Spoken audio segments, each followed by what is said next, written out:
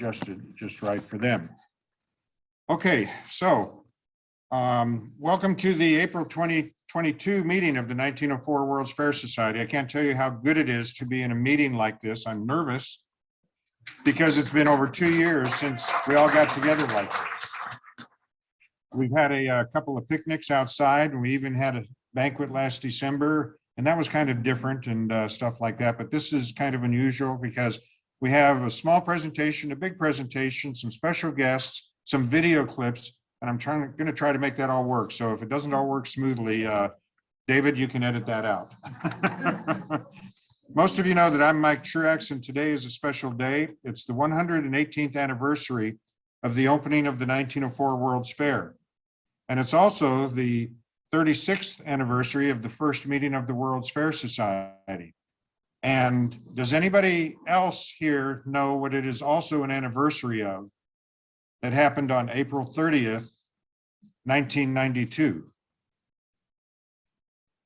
There's at least one guy here who knows what happened, and there's someone else who was a member back then. That's what the presentation is all about. The Floral Clock was unveiled. Okay, so that's 3 kind of birthdays that we're celebrating today.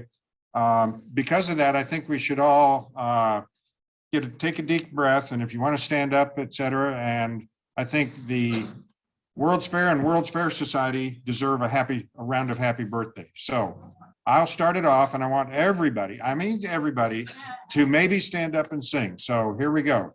Happy birthday to you. Happy birthday to you. Happy birthday, dear 1904 World's Fair and 1904 World's Fair Society. Happy birthday to you. Hey. Okay, some togetherness and fun to help celebrate the opening of the fair. Today, as I said, we'll have a presentation about the Floral Clock with a couple of new things in it. That was a major attraction at the fair. And society member David Warner, who kind of shook his head back there, I know where he was 30 years ago. He helped move the clock from Milwaukee to St. Louis. And we'll get to see him during this presentation and maybe even live. And as a bonus, we're going to learn how many people knew that there were 2 floral clocks at the World's Fair. There's a couple of people who've been in on the research and writing the bulletins and stuff like that. So we'll find out about that, and we'll even see a picture of it. So first, I want to welcome some people that we haven't seen in a long time. First of all, Bernie Korn is in back there. Welcome back, Bernie.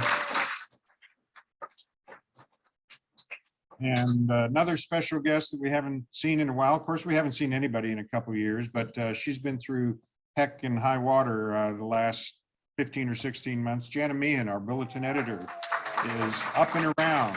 Yay! And we have another special guest here. I was contacted by Chris Holler. Where are you, Chris? Over there. And do you want to come up here and talk and tell the story that was in your email? Okay. Everybody get your cameras ready because this is a photo op. She's handing her family this World's Fair dress that either her grandmother or her great-grandmother wore. Wow. And we've kept it in a box most of the time, but Mom thought it'd be a great time to take it out and show it off. So.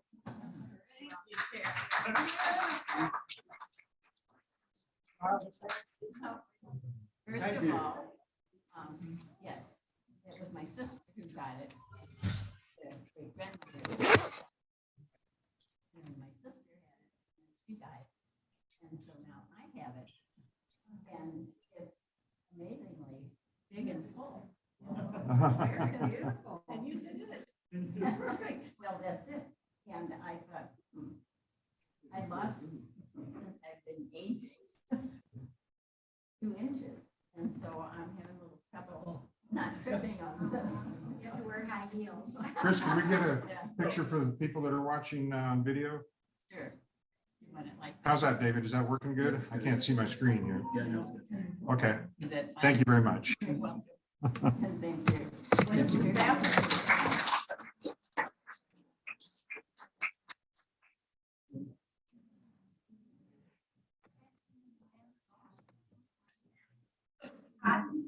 Okay, so.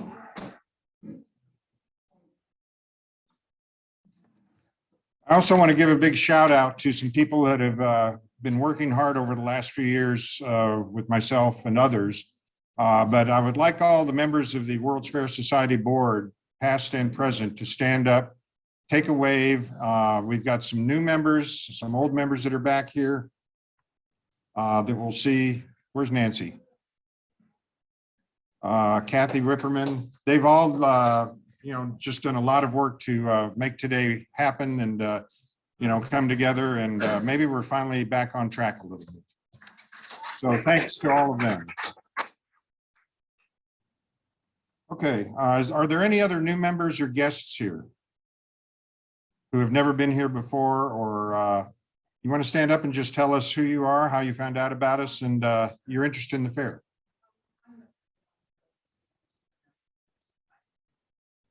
I was a member a year ago, but I'm not a member currently. Okay. We can take care of you in the back with at the desk, and we have the forms and stuff like that. And where's Sharon? Sharon Mercer is our membership person who can help re-enlist you.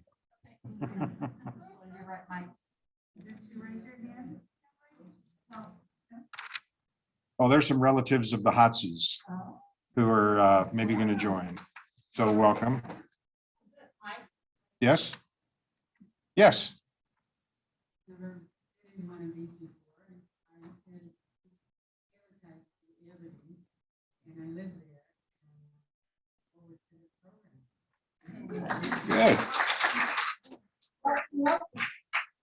Okay, this is one more time to ask some special people to please get up. I'm going to ask all the charter members that were able to come here today, and I think there's at least a half dozen of them, come here and stand in front of that big desk over there so we can get some pictures.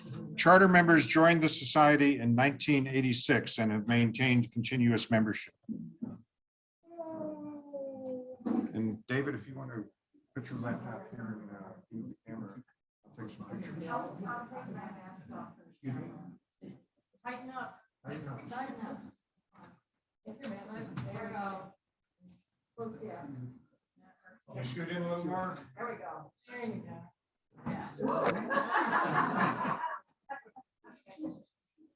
Okay, everybody say, I love the World's Fair. I love the World's Fair.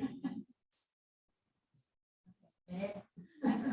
Okay, thank you very much. Thank you for your membership and support through 36 years.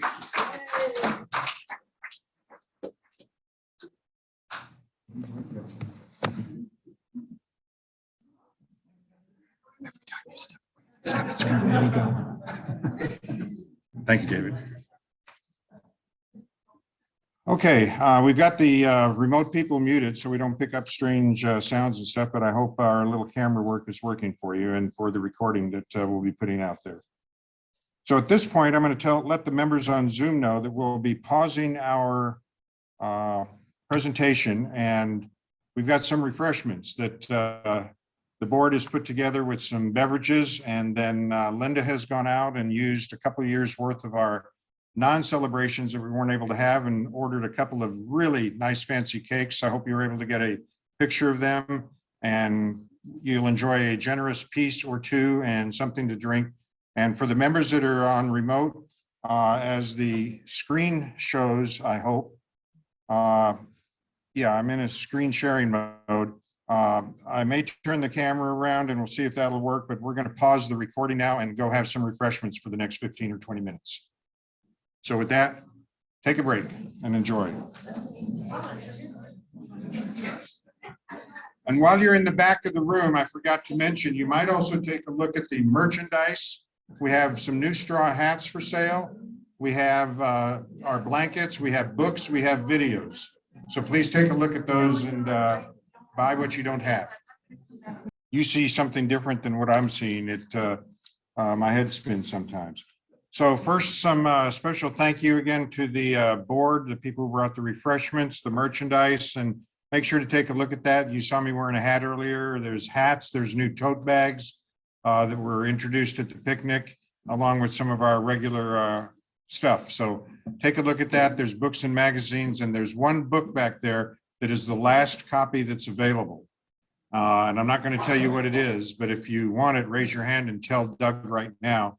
It's something that a man named Joe Sonderman put together back in 2003.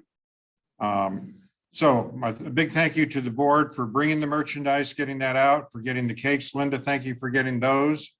The cake was outstanding. I really loved it. I've got enough energy now. I'm talking a mile a minute, aren't I? I may need some sugar. And I also want to thank Barb Cook. Where's Barb? Right there in the middle. Stand up, Barb. I want to thank Barb for being our hostess and putting up with a plethora of emails from me about, do you have Wi-Fi? Do we have tables? Are we all okay, et cetera? And for hosting us at this meeting, and you know, the Hollers for coming, and as residents here at Aberdeen, and there's another resident here at Aberdeen who's up in the corner here. Raise your hand, Larry. You know, so you know, it's great to have you folks here. Bring a few more residents here sometime. So oh, and Ange, is she off taking pic? Where'd she go? Oh, she's in back. Hi, Ange. Okay, so for people out there on Zoom land, if you have any questions, David is also recording and he's monitoring. And if there's questions about the video or the presentation, please enter them into the chat as normal. So at this point, I'd like to introduce Nancy Vortreed and have her come up to the microphone and set the stage for opening day 118 years ago.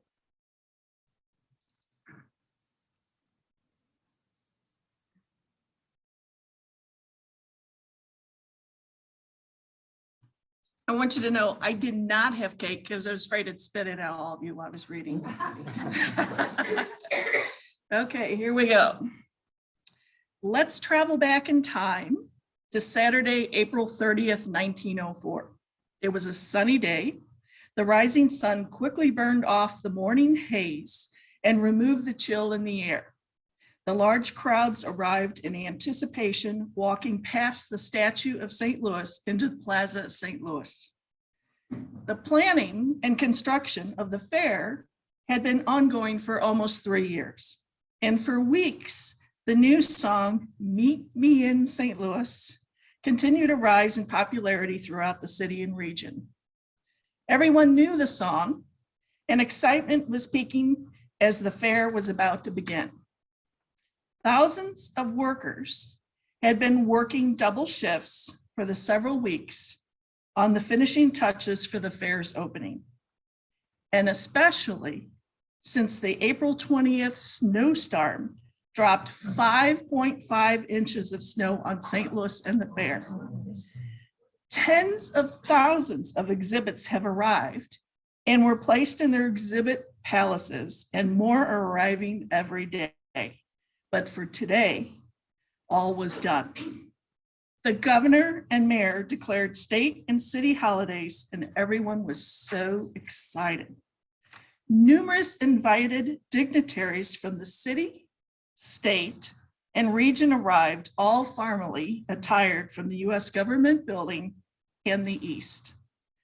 The fair organizers arrived from Administration Hall in the west. According to the official admission count for today, 187,793 people entered the gates. Most crowded around the Louisiana Purchase Monument between the palaces of manufacturers and varied industries. They filled the plaza, both in front and behind the reserved seating area.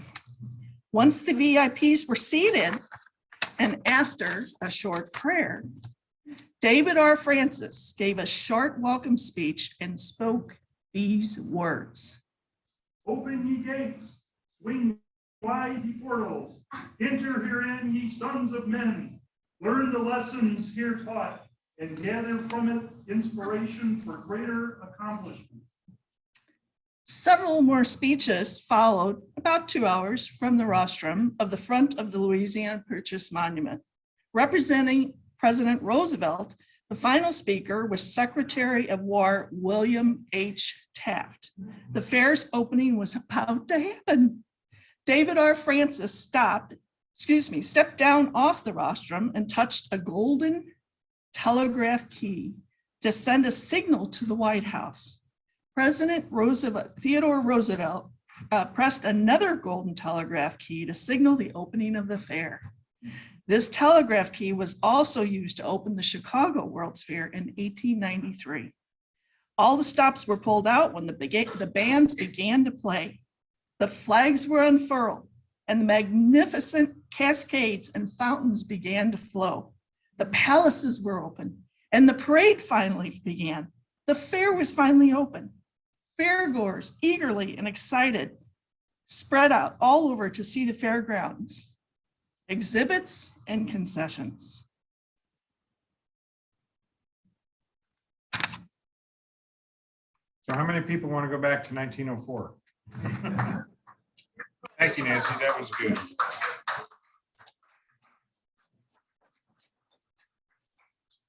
I love this little picture because there's so much in it between the statues. You can see a little bit of the Palace of Art, a festival hall on the upper left, people going up the wide staircases. And I love that little girl in her little fancy dress running up the stairs. I'm 80% sure that this is opening day because there's a little bit of rubble left around on the ground that hasn't been picked up yet. And now it's time for presentation. Just a little bit about myself and my co-presenter, David Warner. David Warner has been active in repairing and working on clocks, and you're going to learn that he had a lot to do with getting the masterworks here down to St. Louis. And as for me, I've had just a little bit over the last 20 odd years to do with the World's Fair Society. So that's a little bit about us. And with that, I'm going to get out of this PowerPoint presentation and switch over to this PowerPoint presentation. And David, am I still in PowerPoint or did I lose that? Okay, I need to go back into Zoom and do a new screen share to a different PowerPoint and share that. There we go. Okay, so now when I go into full screen on this, and I just realized I'm, okay, that's what I can do. I'm in the middle of the presentation here. Okay, now I can go full screen. Yay. Okay, that's the awkwardness of trying to make everything work. And hopefully the people, David, we full screen out there too? It's still not full screen on Zoom. Okay.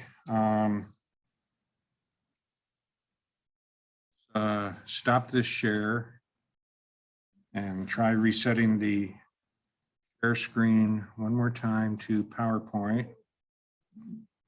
and share that.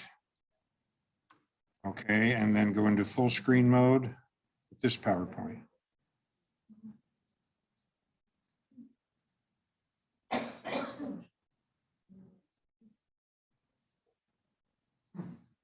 Not doing it, David? Sure.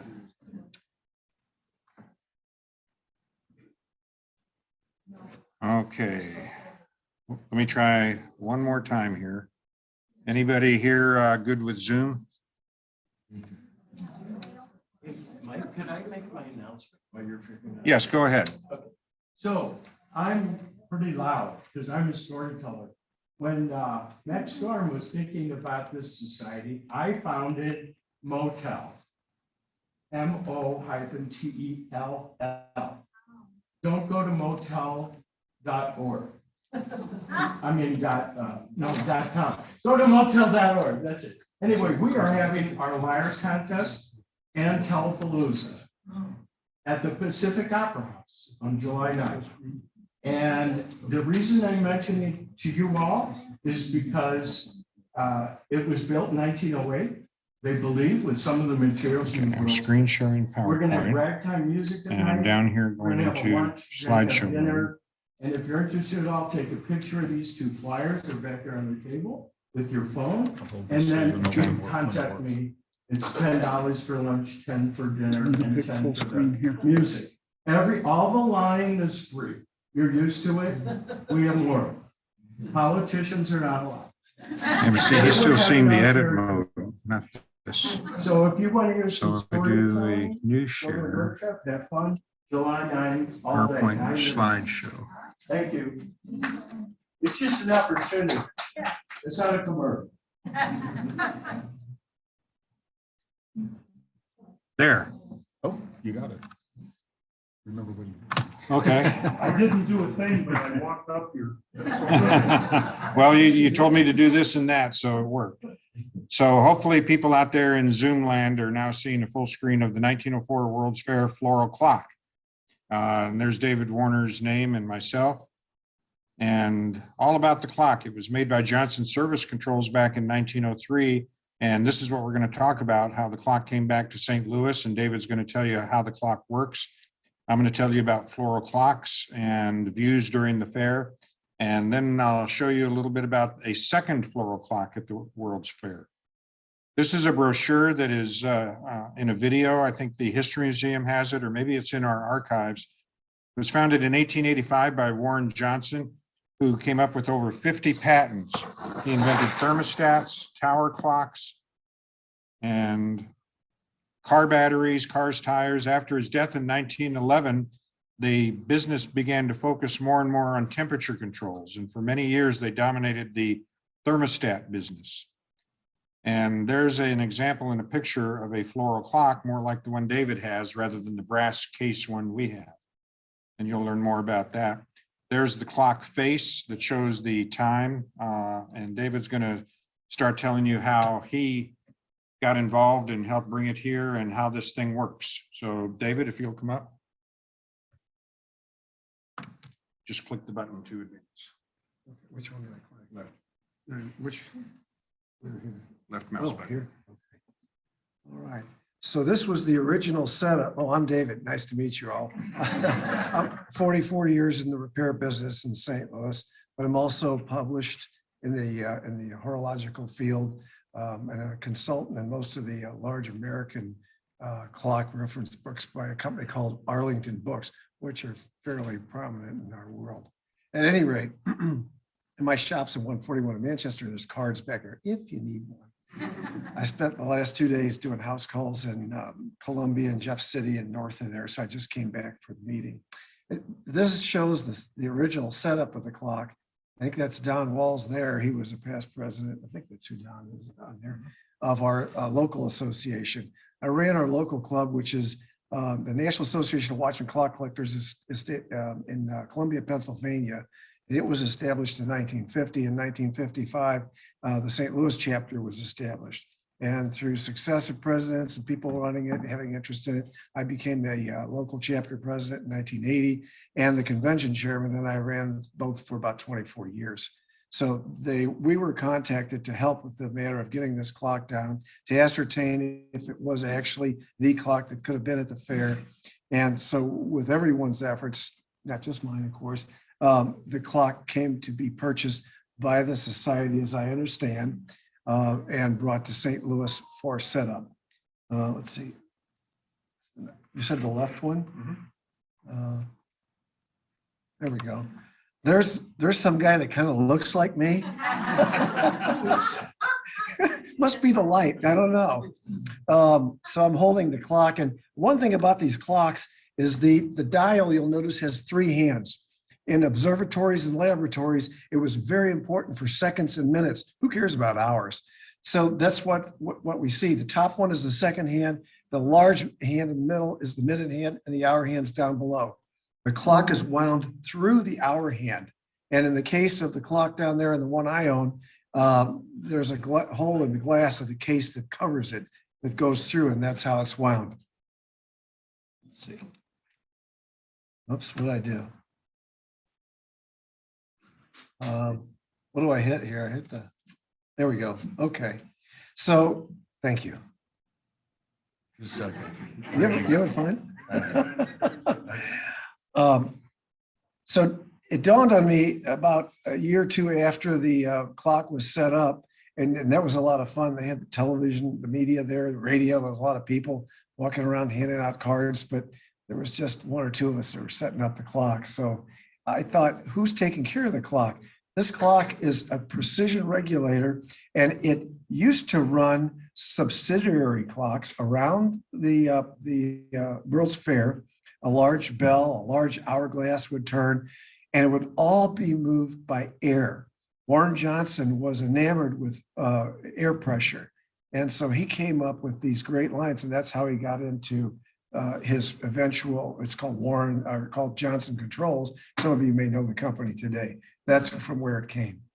Anyway, this clock had a little cam on the second hand wheel, and the cam once a minute would raise and drop a lever. And that lever would interrupt an airflow pressurized system, which would send a puff of air out to whatever needed to be advanced, and the hands would jump. Now I have, and I'll show you in just a minute, I own an exact clock like this, and I have a clock that came out of a mansion from a family by the name of Uline up in Milwaukee. And this clock came out of the kitchen that I'm going to show you. It's in the form of a cast iron pan, sort of fits for the kitchen.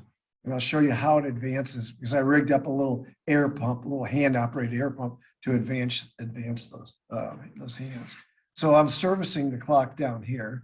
Oh, and the other thing I was doing there, the clock was missing its nameplate, which says Johnson Control or Johnson Service Company. Mine had the original one. So I donated that to be made to put on the clock so that it would have its original label restored.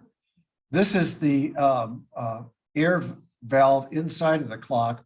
The line going up goes up to the little cam that would be up above. It's a little fine little thing too, and a little wheel on it. And then there are two lines coming in the bottom. So when you see the clock next time, look down inside the case if you can get close enough, and you'll see two air holes, and you may see the lines going down as well. And that's what that did. So that would cause things to advance. This little jar, it's only about this tall. It's about an inch tall. It's mounted up on the pendulum rod, and it's for very fine adjustment. Now this pendulum has 2-jar mercury pendulum, and the mercury pendulum was invented by a guy named Graham hundreds of years before. And the idea simply is that pendulums and everything expands and contracts with heat and cold. So to keep the center of that pendulum perfectly centered for what the clock sees, if you take mercury and you put it in tubes, the mercury is going to expand up while the pendulum is expanding down, hence keeping the middle at a constant. It's not just, oh, well, let's guess and put this and that in. I was recently given a lengthy article way over my head on how to calculate that. And someday I'll get back to you when I can figure that out. At least it works. Those are the little BBs that you would put in. So we're talking about minuscule amounts of weight that would have this massive pendulum, which probably weighs about 50 pounds with the mercury in it. And that little bit will affect its timekeeping. There's a picture of the pendulum there and the regulating or beat plaque down below. And you can see where the mercury would be able to expand upward and the lids just hold the glass still. It's not sealed in there. There's no harm with this material. I've had physics people come out and look at it and say, no, you're not going to get sick with this. It's the stuff from the lamps and other forms of mercury.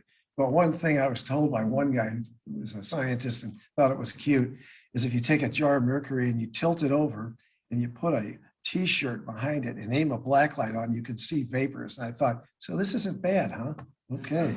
No wonder I'm the way I am. And that's the pendulum. It's just swinging. Got a shot of it there in front of the beat plaque.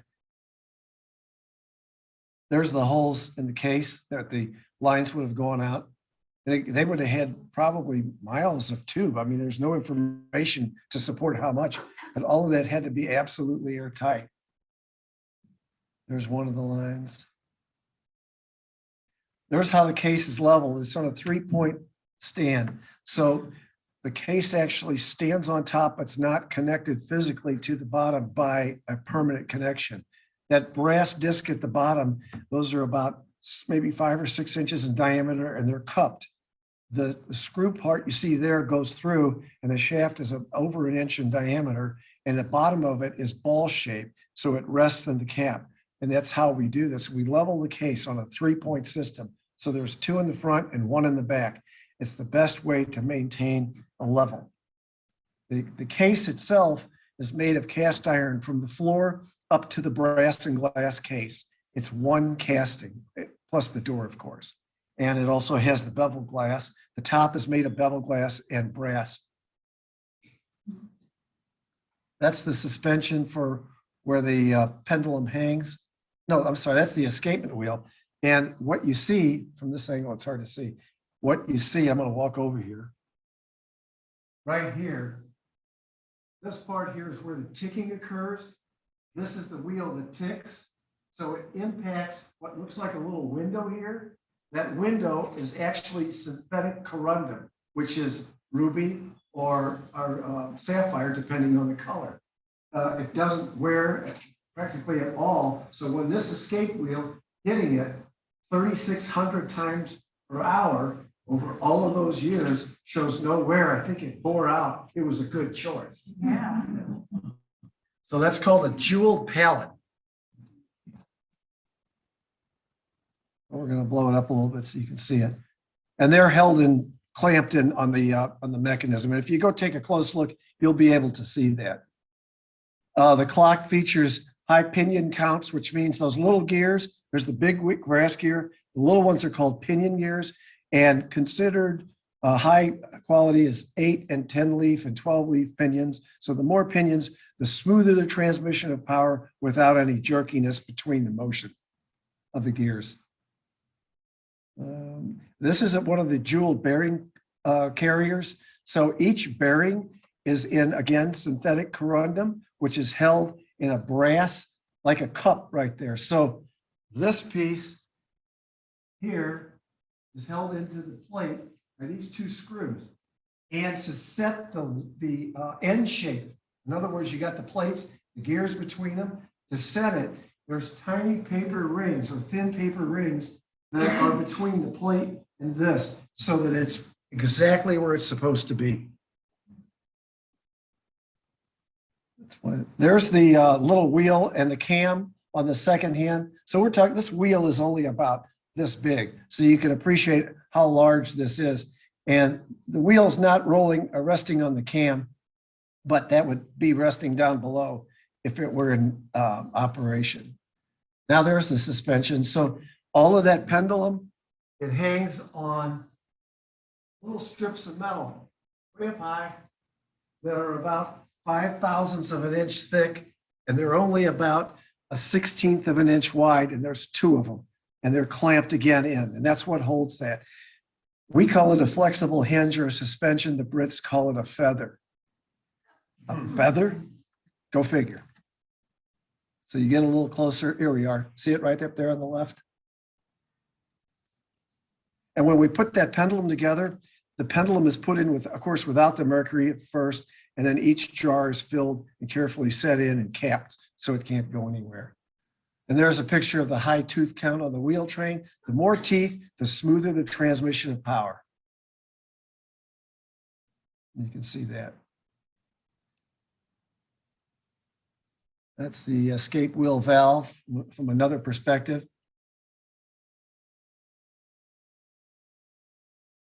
Again, another photo of the cam and valve assembly. It's hard to take pictures with this because it's so small and everything wants to reflect. So this is where we wind it. And a lot of people don't even see that winding thing until it's pointed out, the winding hole.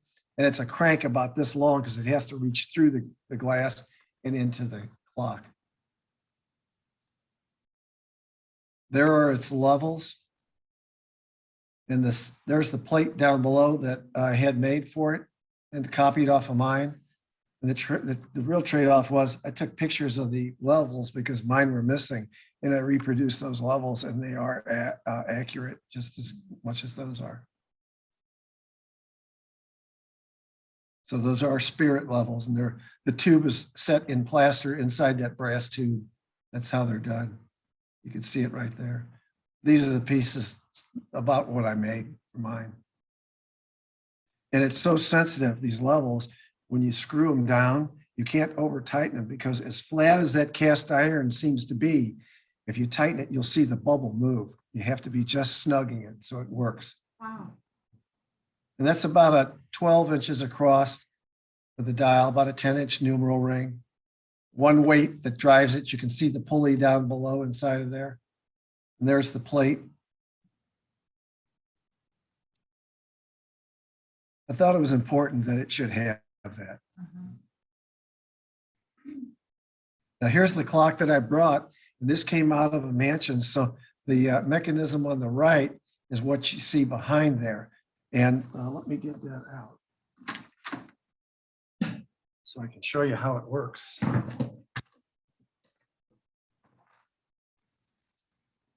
So that's the piece that hung in the house. And this clock here hung in the kitchen, and once a minute, let's see, I gotta get it to go here. It would receive, not from this,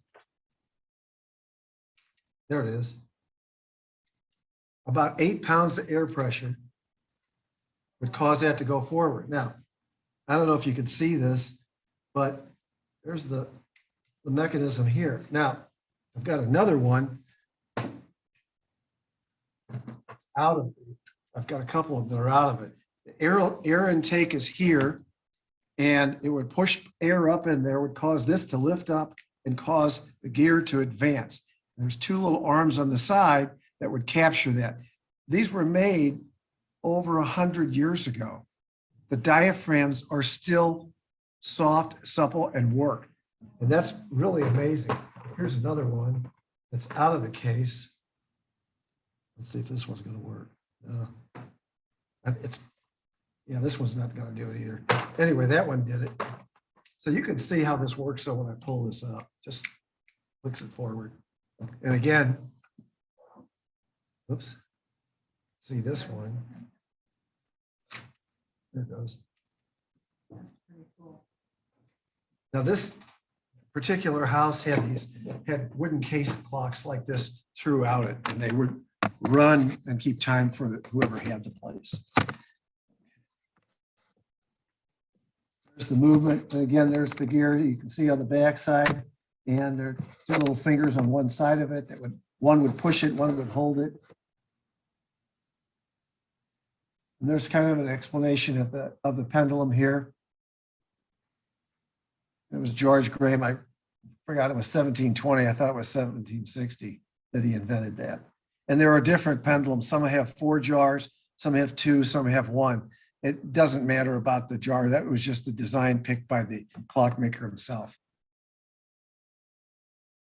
There's that young guy again. I don't know who that is. So I'm holding the mechanism for my clock, which is an identical one to the World's Fair clock. The mechanisms were made by a very prestigious company by the name of Gustav Becker. Their clocks are considered some of the finest that were ever made.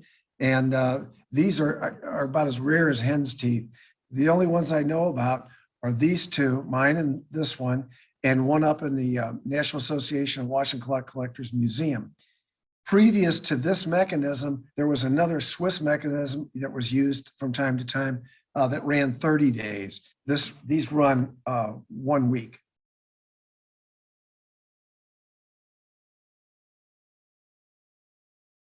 Just shows a little comparison there. There's another picture. I think that's the one up at the association. That's the backup. Yeah, these are from the NAWCC. So there was a master, and the backup was a pinwheel escapement. You'll see right here, this wheel here, those are the teeth. And that's called a pinwheel. That's common with the Swiss. So in case the one clock would fail, the design was to use that. And I don't know from where those came. And then there's a book on Gustav Becker clocks if you're ever interested enough, and it tells the history and the importance of them.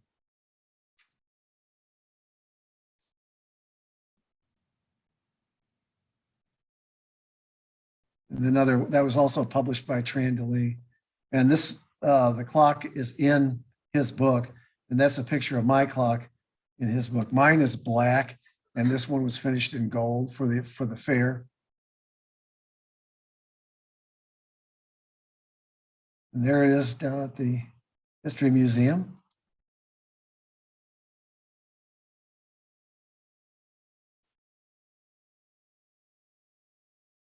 We were setting it up for level, checking it, and I think that's, where's Mike? I think that's me, isn't it?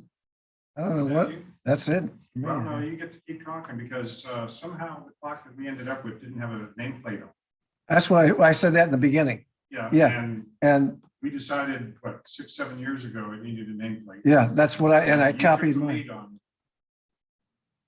getting this done. Oh, okay. So Jim Vishon Tools, he's a high school classmate of mine, took time to help make things for this, make the plate for it. He's over in Maplewood, and there we are holding the finished plate. The engraving was actually done by Arch Engraving. I think that's who I had do it. They do some great work. Jim's getting married June 9th. And there it is going on the clock. The screws were actually there. And then this comes back to the beginning here, the points that Mike had put up here. How's that?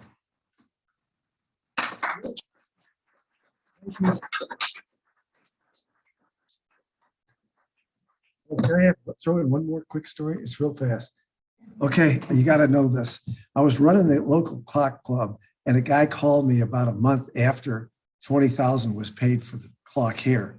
And he said, and I was the president of the chapter, and he goes, how'd you like to buy another one of those? And I said, I don't think I can afford 20,000 bucks for a clock. He goes, no, I want to trade. And he mentioned two kinds of clocks. I said, I'll send you a videotape. That's how long ago this was. So I was videoing a clock, and the other clock he wanted was on the clock back here. And I said, now this clock back here, my wife just got this. She's been after this for 10 years. There's no way I could do this. And I looked around, she wasn't around. I said, but I'd say 2,000 in this clock and you can do a deal. But here's the clock you really want. It seemed like I just dropped the video in the mail. The phone's ringing. What? No, you can't have the clock. He wanted my wife's clock and the deal I said for the master clock. And I said, I'll talk to her. Don't hold your breath. I hang it up. I said, hey, Jane, I just traded off your clock. So when we went to get it, we made the deal. A friend of mine who's long gone, who was one of my mentors, we met in Springfield because this guy was from Milwaukee. We load the clock up, we're driving back, and old Hank kept looking back and looking back. I said, Hank, what are you doing? What are you looking at? Because I'm trying to figure out how bad of if that guy figured out how bad of a deal he got so we can get away fast from him before he catches up with us. Thank you. Okay, so part two of the presentation is talking about the Floral Clocks. Now that you know about our clock inside and out, and we're going to talk about the first floral clock in the world was built in Edinburgh, England, by McCaddy, Scotland. My bad, I'll have to correct that. And it is in West Princes Street Gardens in the corner right there, the northern corner of that gardens. And if you zoom in, you can still see it's there. And here's a postcard of it from about 1900. So where was our clock located? There's where it is on the World's Fair map. Keep in mind, south is at the top on this map. There's a black and white map. And we'll take a look at Google Earth. And you can see Forest Park to the left and the De Mun area, etc., off to the right. And back to the white one, we'll go zooming in on it. There's the Floral Clock. I'm going to take one of those zooms out. It's not necessary.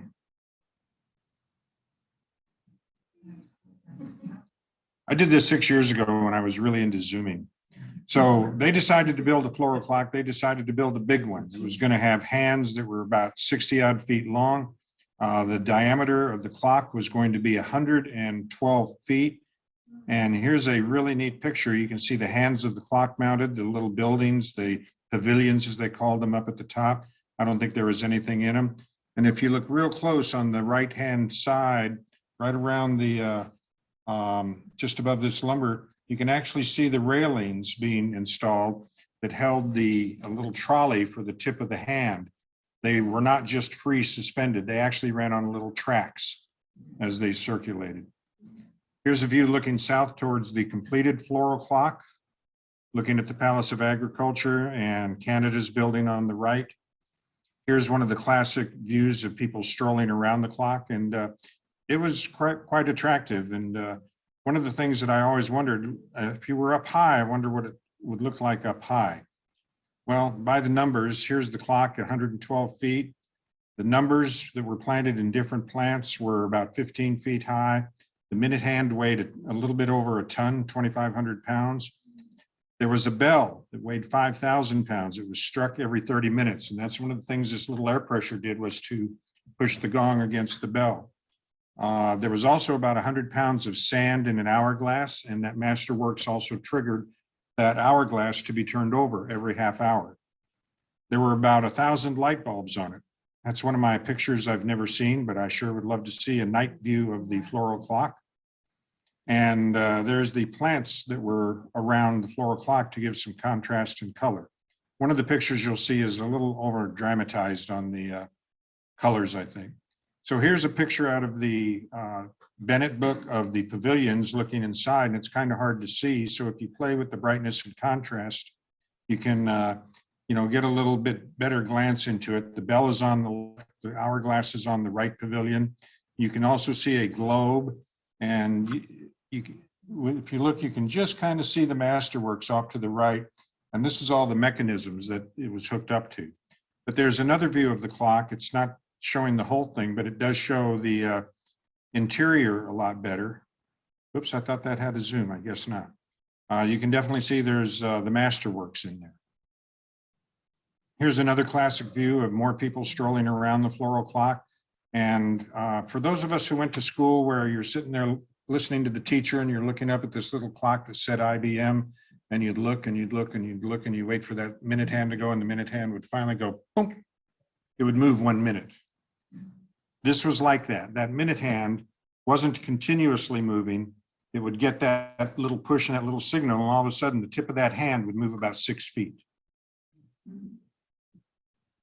Here's a slightly colorized stereo view. Here's a view that you might not recognize of the Floral Clock, looking down the minute hand towards the Salons building as people are tending the plants. I think that might have been kind of like painting the Poplar Street Bridge. There were always people working on the plants. Looking north from the top, can you see the Floral Clock over on the left over here? You can see the hands of it with an edge on view. Keep that edge on view in mind. We'll see that again. And there's someone selling caramel corn out of a kiosk, looking at the Palace of Forestry, Fish and Game. Here's a view from the Ferris wheel. And I thought, how neat is this? What time is it? Looks like it's about 10 minutes after 1 or something like that. People, going up to the Palace of Agriculture, and you can see the slope of the hill there. And off in the distance here, I think some of these lines belong to that plant of the United States with the different grains and stuff on it. Can't make out any of the states or anything on it, but I think that's right where it was. Life-saving grandstand here, looking at the activities in Life-Saving Lake. This view was published in a World's Fair bulletin. And I thought this was a pretty neat view. And for a long time, this was my favorite view of the fair, because it actually, taken from a balloon, looks down at the Ferris wheel. This is the same view, kind of zoomed in a little bit and a little bit wider. And I thought, boy, it sure would have been nice if that picture had been taken a little bit wider so that you could actually see the Floral Clock. And there's the Ferris wheel and Brazil in the front. There's Festival Hall in the background back here. And lo and behold, I finally came across the wide angle photograph of that went further over to the right. And look at that. There's the Palace of Agriculture, and there's the Floral Clock. And it looks like it's about 2 or 3 minutes after 4 o'clock. Long way to go to get see what time it was, I guess. Well, the Johnson Service Company actually won a grand prize for the Floral Clock. This was a big advance in the technology that they had made bigger, better, very accurate, et cetera. And after the fair, the clock belonged to the Johnson Service Company, then Johnson Controls. They kept it in storage for about 35 years. And then it was apparently sold to the Schranke Caston Jewelers in Milwaukee, which purchased a lot of the jewelry assets from the Johnson Company. And William Schranke owned the clock, and he later sold it, I think about 1958, is what I read in or heard in some of the other presentations that you'll see a little bit of here shortly. Sold it to a jeweler, Don Berg, who owned the clock in the 1960s and 70s and 80s. And along about April 1991, after much searching and false leads, the World's Fair Society was starting to think about 2004 and wanting to recreate the floral clock. And they heard a rumor that somebody in Milwaukee had a piece of the clock. They later found out it was the master clock, and they negotiated a price and they made a down payment in May 1991, held a whole lot of fundraisers and solicited donations.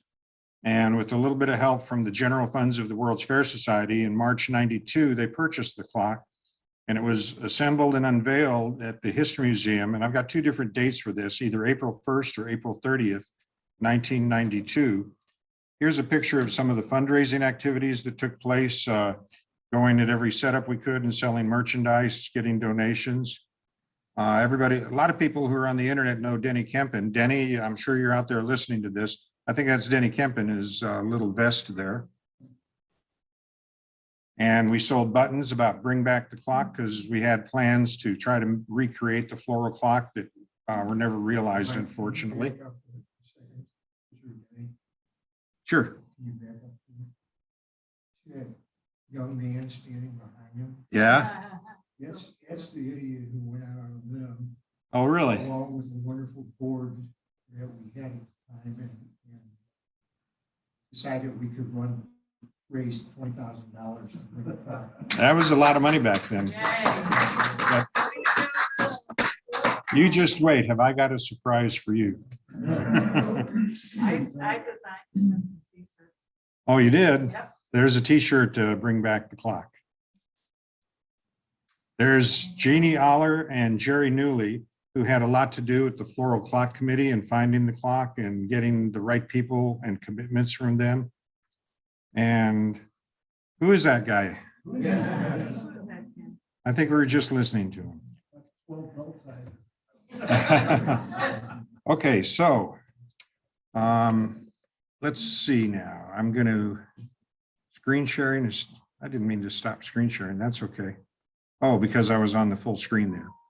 So I need to start a new share. I want to share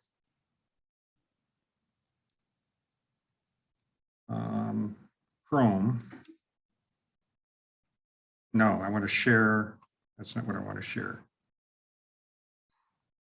I want to share that. Okay, get rid of that. I want to share that. Okay, and that's pretty much full screen. So I'm just going to leave it right here, because going in and out of full screen mode gets me in trouble. This is the first of 4 short clips. David, is this coming through, do you think, just the way it is right now? Okay. And I'm going to play about a minute's worth out of each. This is from April 30th, 1992, 30 years ago.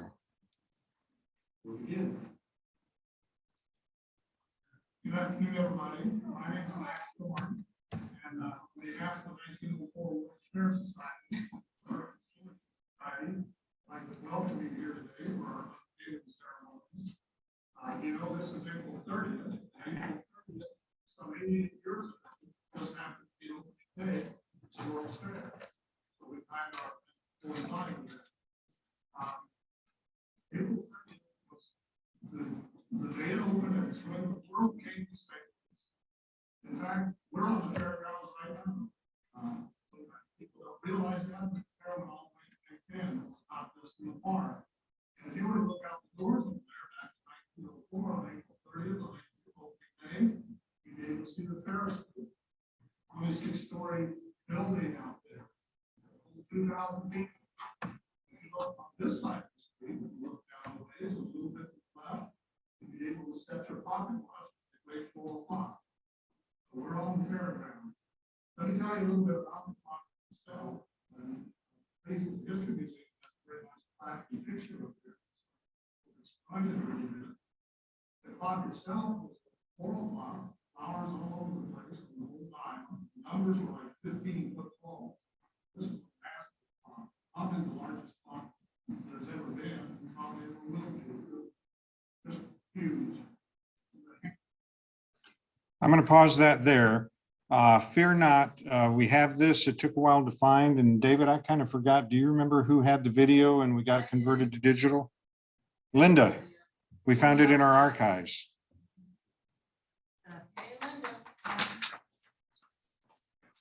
And I'm going to be talking with the board, and your program director will be figuring out the best time, and maybe we'll have an extra bonus meeting one evening and show the whole thing.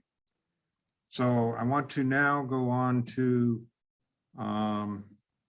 another clip. And there's Jeannie Yaller.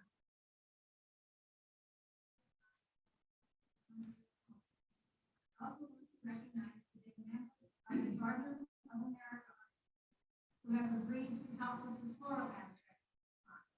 In particular, Fred Winterow, who is not only responsible for enlisting their support, but also responsible for the flowers you're all wearing today. Thank you, Fred.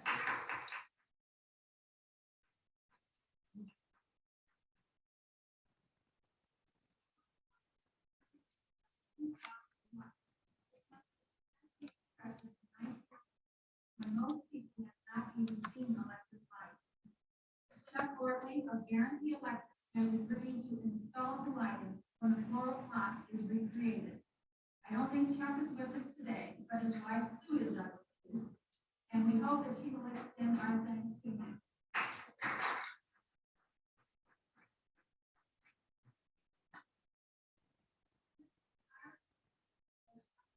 That our outstanding St. Louis World Fair really does live on in hearts and minds of people everywhere. I once read the 1904 World Fair was such a success because all the people of the St. Louis area individually felt that it was their fair. And that is what I hope for with this endeavor. I hope that with the return of the master clock in phase 1 and subsequently the recreation of the floral clock, that all the people of the great metropolitan St. Louis area will enjoy it and feel it is their clock. This would be the 1904 World Fair Society's legacy for future generations. This valuable treasure, the master clock, left us in 1904, and today, on the 80th anniversary of opening day, it's back home again. Thank you. I thought those were some very good words. Another clip.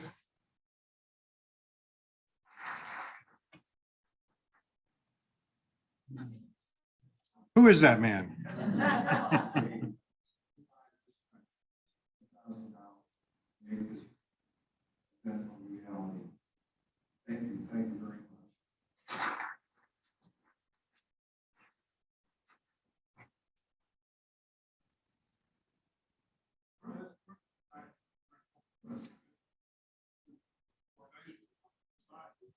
Thank you very much.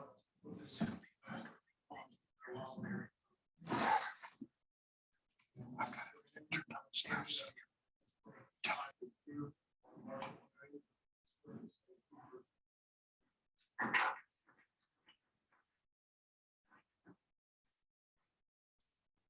This is Marcia Bray. She was the vice president of the Missouri Historical Society back in 1992. And also, as we know, Max Storm founded the society in '86, but the president in '91 was Bill Peeber right here. And he carried that effort forward and, as they say, got her done.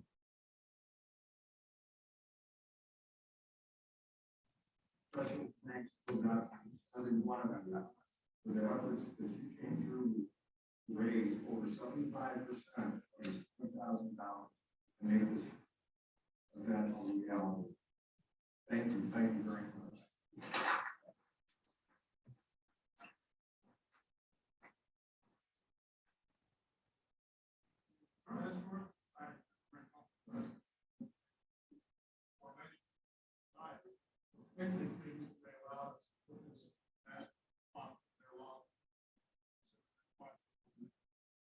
Today, the Vice President of the Society is here. Marshall Bay.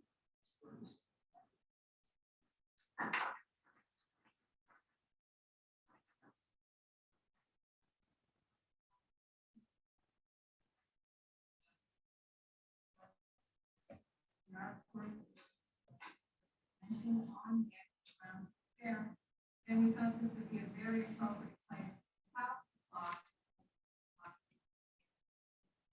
A place where people come to research there. Congratulate the Fair Society and the honors for going off. Bring back to things.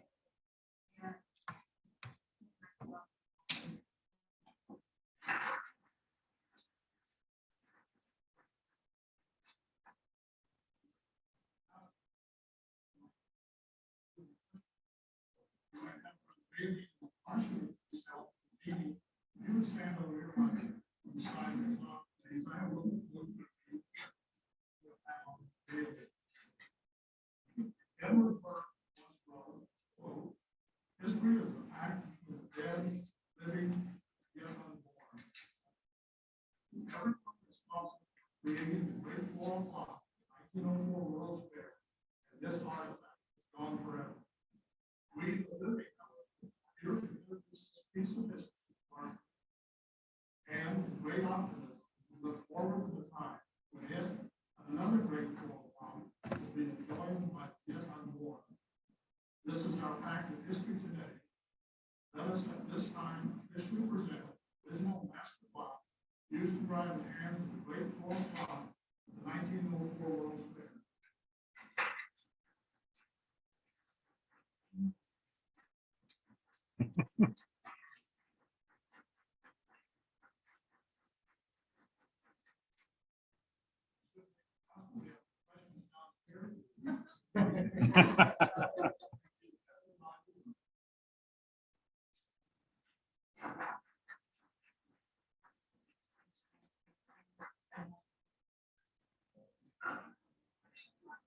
So just to show you a little bit of the crowd, there were probably representatives of most of the television stations, newspaper, radio, et cetera. And I believe this was held in the stairway in front of the Library and Research Center, not in the History Museum. Yeah, their lobby. Right.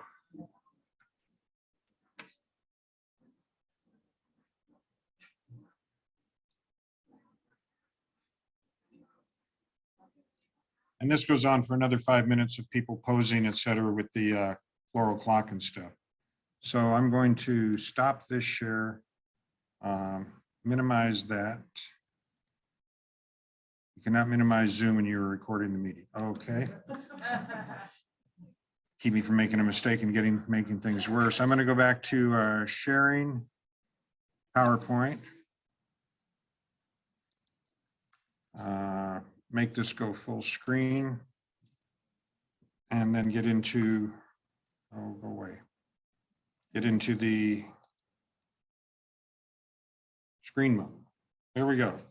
So there's some clips from 1992, 30 years ago, which I think the speakers at the time, I know of three people here today who were here 30 years ago. If they'd raise their hand and look around so people can go ask you questions. Oh, Carol Ann, Larry was there. Anybody else? Okay, so 5 people. I thank you for your work and service with the World's Fair Society back then to make that happen. And, you know, I'm pleased that it's still there and it's going to be part of the new exhibit. David and the Society and History Museum folks will be taking it down later this year because the exhibit is going to go away and be refurbished throughout most of 2023, hopefully be done for January 2024.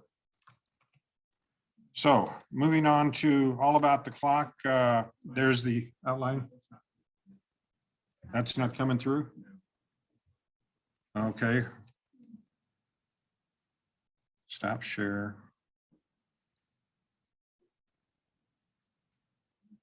Start the share again. And go into the full mode.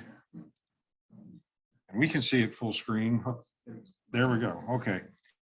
30 years ago. There's where we are in the outline. And I had read a couple of little things in a couple of obscure technical journals about another floral clock. Even the David R. Francis book has a paragraph that said about the courtyard in the Palace of Electricity.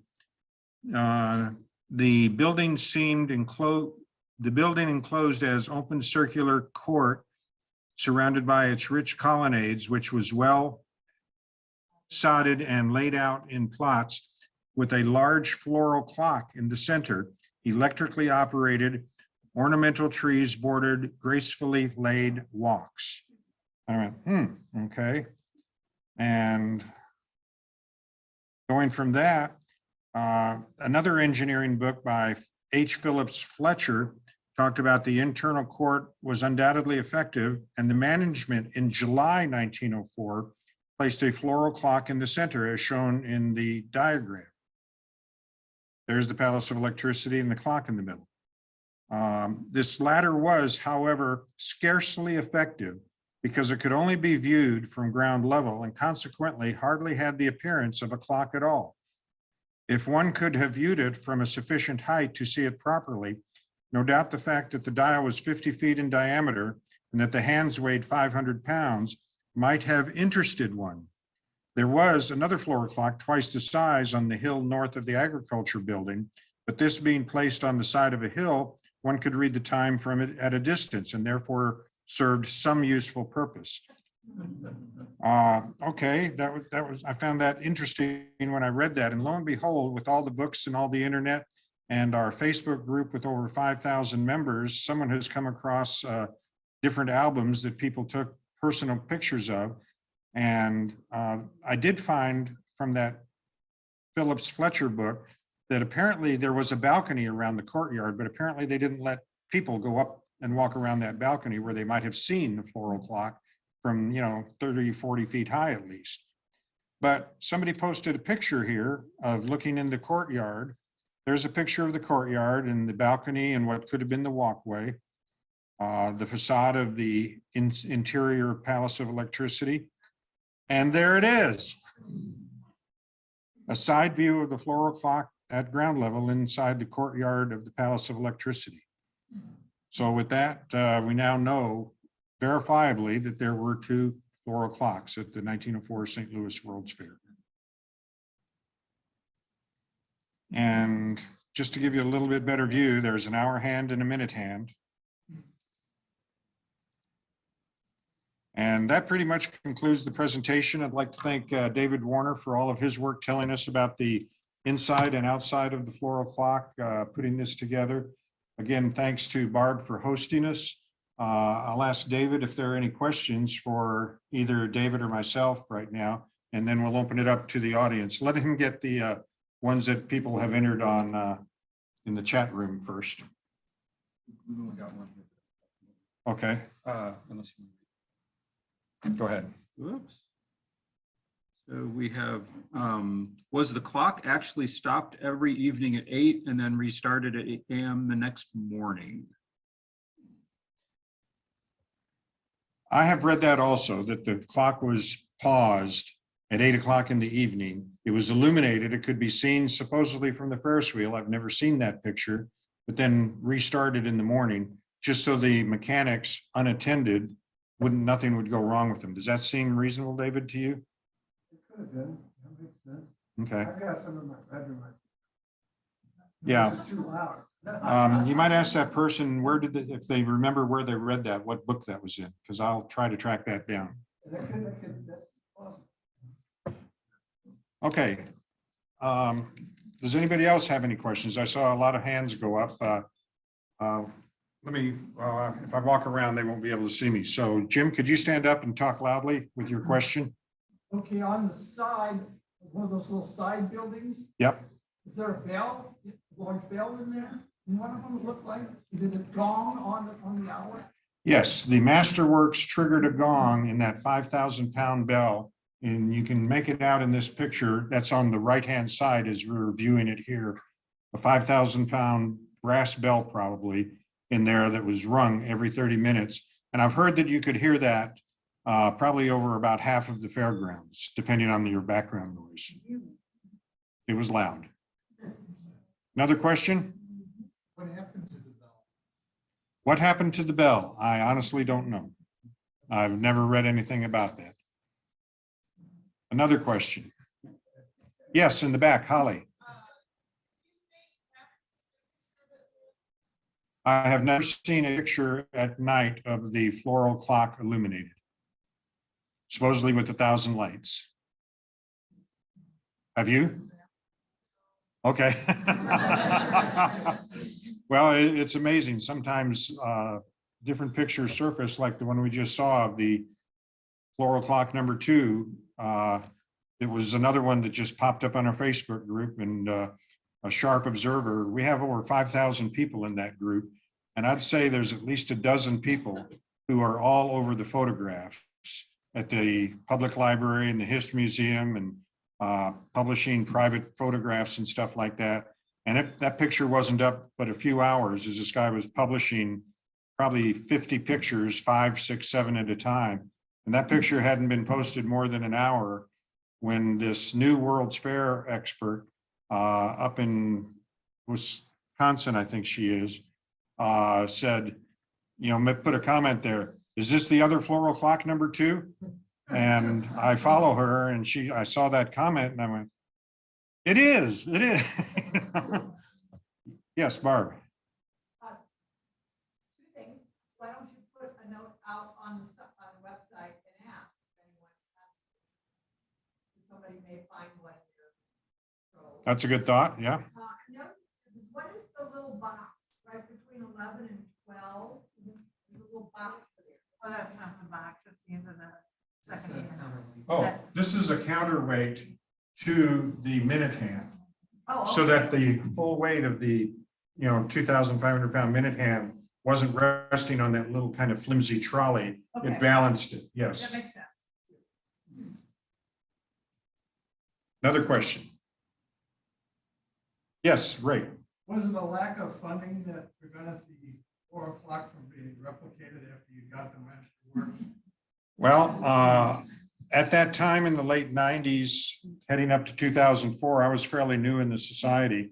I don't know if one of the other people, I'll offer the microphone if you want to come up and talk, Yvonne. It wasn't so much a lack of funding as it was a location that it could be rebuilt and safely taken care of, protected from vandalism, et cetera. When I was president in 2000, 2 or 3. yeah, I think Max became president in 2004 again. Anyway, we did have a meeting at UMSL when they were redoing their entrances and all that stuff. And we talked to Blanche Toohill, and I can't remember the man's, he's a landscape architect. We talked to them about possibly putting it at UMSL's entrance where they were going to have a big hill that would accommodate it. But we just couldn't work it out. And, people were like, but that's UMSL, it's not Forest Park, it's not where the World's Fair was. So it was just an impossible task. We tried really hard. 2 related topics. First of all, Carol Ann Miller has a framed photograph. There was another there have been 4 or 5 Floral Clocks in St. Louis, and she has a photograph of one that was in Forest Park near the Jewel Box as part of a Korean War memorial that had been put up there. That's at Kirkwood Park. Okay, there was one in Kirkwood Park, one in Forest Park as part of the Korean War memorial. Barb, did you want to? Say, because my husband's uncle helped build the one in Jewel Box. Okay, well, that one was up for 2 or 3 years and apparently was vandalized quite a bit. And the Forest Park managers said, this isn't working. We can't care for it. And they took it down fairly quickly. And they made a really nice Korean War memorial that exists today. There was a small one put up in the Botanical Gardens for a couple of years, about 10 or 15 feet large on a small artificial hillside that people have pictures of here and there. Jana, you did an article researching that. There's still one in concrete up along Interstate 70 at a cemetery up in a corner. So it's not a floral clock, it's, you know, in the ground. Concrete clock. The one at the Mobot, I talked to the people who in 2009 built it and left it up for a year, and they made me feel quite a lot better about the difficulty that our society had, because they said, in addition to the problems with the relentless vandalism, the maintenance, the weeding, and the making sure the flowers are right, and then you have to change them out every season because some things are not going to go all. And they said that they both said to me it was just too much work and too much expense. We had to take it down. And that's all part of the experience, I think, that in 2003, or 1 and 2 and 3, when the society was looking for a place to put it, I don't think the society ever thought they could duplicate a 115-foot floral clock, but something on a smaller scale that might have used the masterworks would have been neat, but it would have had to have been in a very secure area. That floral clock masterworks that we purchased for $20,000, we have upped the valuation price with the History Museum, as they are the developer or displayers of it right now, that based on some sales David has seen over the last couple of years that are in the 6-figure range for similar clocks at $125,000. That it's worth our investment, but we want to preserve it for history, and the History Museum is the best place to display it. In my opinion, the only place that might have been able to securely display it was the Botanical Gardens, because they are a secure facility relatively. But I think they foresaw the problems that they had had with the small one and the high maintenance of keeping the weeds and flowers level and trimmed and, you know, protecting the mechanism to make it work through the elements. And they definitely didn't have space for something full size, and even a, you know, 1/3 or half size would have been a large amount because they are very landlocked. David, did you have something too? On the other clock you were mentioning on 70, it's at Memorial Park Cemetery. It's as you enter, it's at 70. And it's just a clock, there's not floral involved. Yeah, nothing floral about that clock. But if you're on Google Maps or Google Earth and you zoom into the corner of that cemetery, right at the off ramp, you can see it without driving by past. Yes, Carol Ann. Can I tell a little bit about Floral Clock Park? Real quickly, Okay. please. I talked with the park board, and since I was in 1904 World's Fair, I figured we had to have a floral clock somewhere. And so I found a spot in Kirkwood Park, which is on a hill. I talked with the park board and they okayed the floral clock that was going to be 12 feet in diameter. And I had different businesses that contributed money to buy the flowers and everything. The park board made the whole area for us. I made the hands out of wood, and they were placed at 4 and 12 for April and December. And we planted all in flowers, and I've got a picture here. And it was a wonderful thing. It was maintained by different garden clubs where we weeded and watered and took care of it until the first freeze. And then we of course, we took it off, but we had Cub Scouts that made a sign for the clock. It was really well received. It was beautiful. The circle is still there, but they have a sculpture in that circle now, so there's no more plants. But it didn't go away the first year because then we planted it in red, white, and blue for the military. And so we still maintained it for the next year. But I figured that it was something everybody that contributed. I actually made a copy of the floral clock, and we've got, I'll leave it out there, but it's got all the people that contributed and also were part of it. And I was dressed, my late husband and I were dressed in our World's Fair attire, and we had the mayor and some of the people, Barb Cook, she was one of them that helped on things too. So, I mean, it was just a kind of a thing for the town, but yet it was something that commemorated the World's Fair. So, yeah, Tell David to go. I'll just leave that.